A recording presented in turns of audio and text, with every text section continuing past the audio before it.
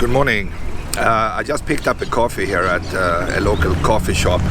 I'm actually in or just north of Ewa Beach in Oahu, and I want to show you how it is if you take the smaller highway and go up to Schofield Barracks, a few miles north of where I'm standing right now. So let's do it. It's kind of a fun drive, much better than taking the freeway at least. So let's go. All right, so we are going north here, and I will just follow these cars I see in front of me. This is just north of the H1 Freeway, by the way. And pretty much here we are kind of leaving, the little town behind us, and we are coming up to more and more farmland.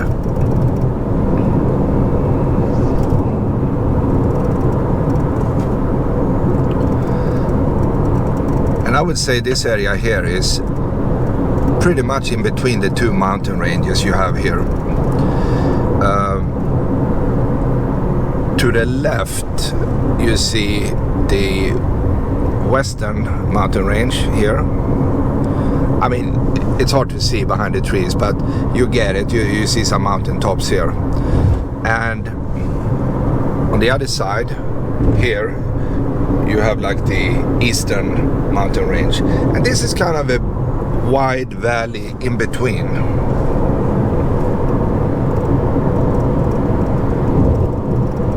So you are kind of protected here in one way, because all the rain will be on the eastern side, and once you pass the western mountain range here, there is very little rain.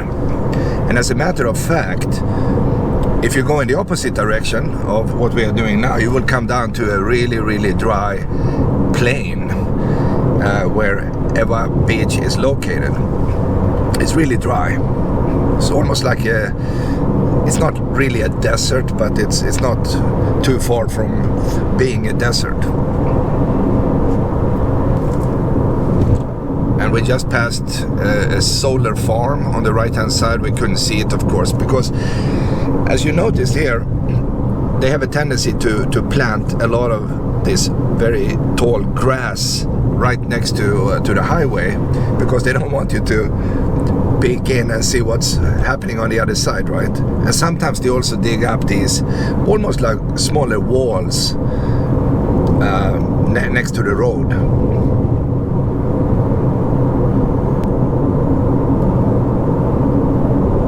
So you need to trust me. It's just agricultural stuff happening. And by the way, I'm going in here really quick. This is actually the golf course, the Hawaii Country Club in here. Now it's an early morning here, so not too many people, but this parking lot here can be pretty full of cars, and people love coming here playing golf. I will just pass here, and if you're hungry, they have a little Thai food place right there, which is kind of cool. You can clearly see that here. Nui's Thai food. Alright, that's kind of cool. But let's go back out to the road here.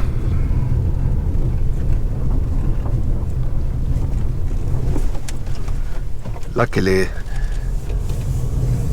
we don't have too many cars today.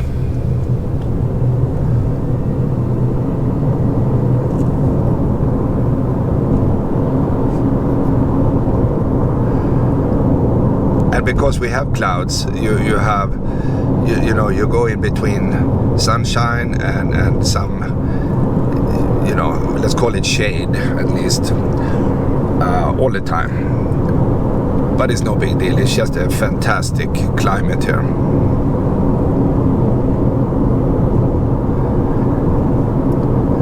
and the soil here is really good, so it's perfect for, you know, growing stuff, everything from papaya to other fruits.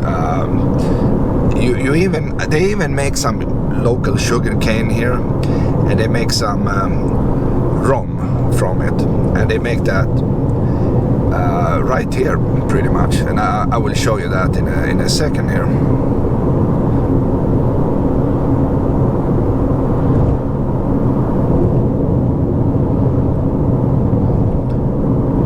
The pineapple stuff is not right here. You have to drive another 20 minutes to come up to the Dole area, where they actually have millions of these pineapples.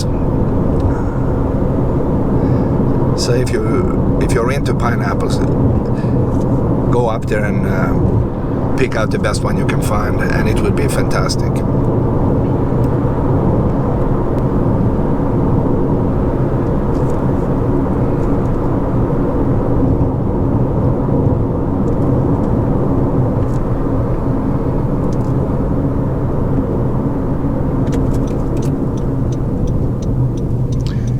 And you see, we came here to the Kunia Village.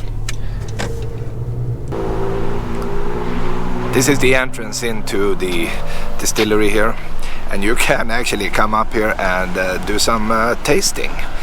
They make excellent rum inside, or maybe in the back of the building. I'm not sure where they actually make it, but this is the place.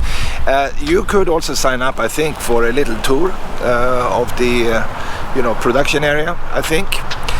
You pay a fee, I guess, and they give you some shots, and you learn about alcohol.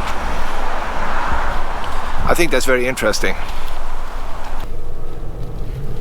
Before leaving this distillery here, I like to just go up in this Kunia Village here. I mean, I'm already here and I'm curious about this place. I've been all over the place, but this is kind of the first time here, so I'm not sure exactly what to expect. We have a lot of these speed bumps here, so the car is just bumping up and down here.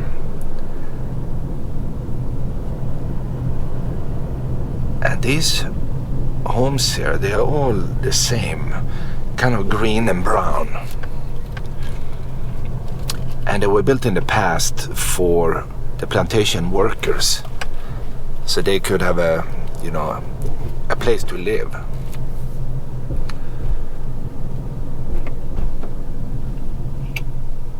Man, yeah, these speed bumps. I hope it doesn't ruin the audio here. And you see the Hawaiian soil here is totally reddish brown.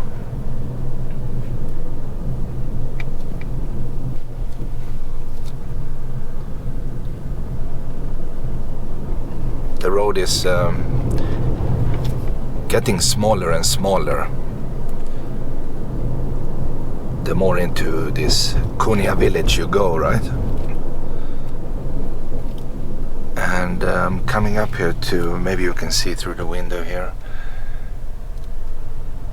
it's like an open space with homes around it. And of course the road is closed 100 yards from here. And down here I see a cross and a big building. It's like a barn, but I think they made it into a church. And that's my conclusion, only because I see a cross. But on the other hand, you see a lot of cars parked here. So, and it's Sunday, so I think that's a very good guess. And here I have to U-turn.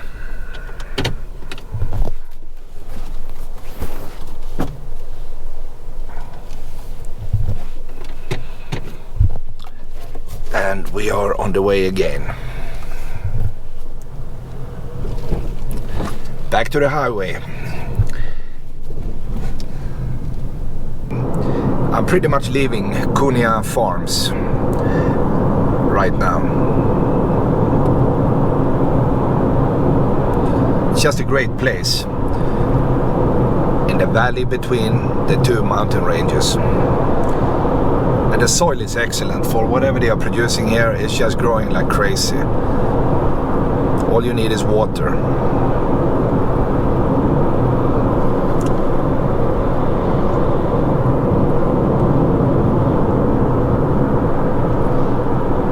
And we have some traffic here. Cars are leaving. We're going south, and we have less cars going north at this time, at least.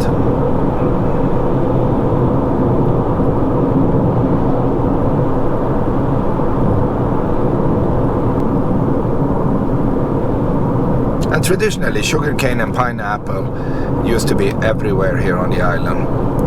And not only on this island, pretty much on all the Hawaiian islands. Maui, for instance, made sugar canes or sugar until just a few years ago, when they closed the big plantation there.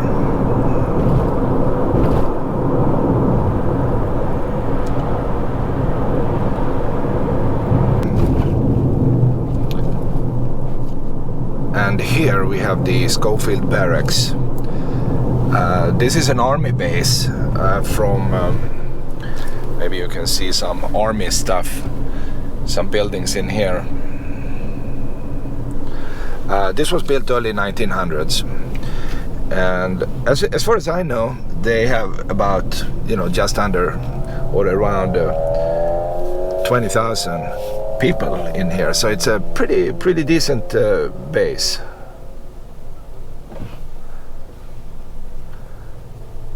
And this is not the only military installation here in Hawaii. I mean, they have military everywhere. Half is probably super classified CIA stuff, right? And but this, at least they have some boots on the ground in here. Let me take down the window here. If you want to go in, you have to go up here, I guess.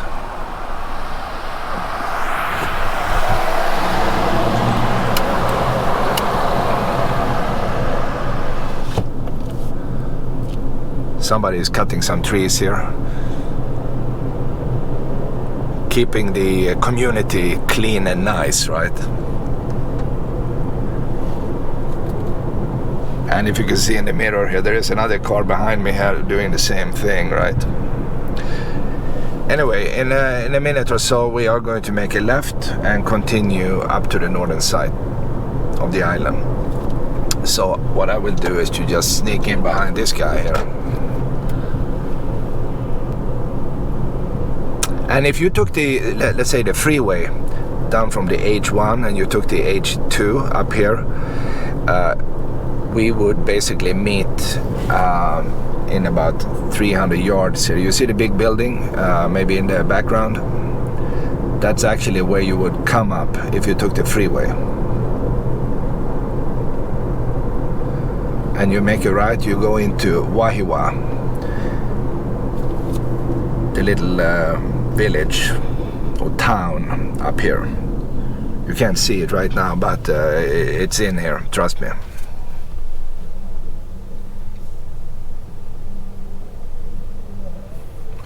So all these cars you see here, they actually came up on the freeway, and that's usually what people do. They don't have time to go on small roads here.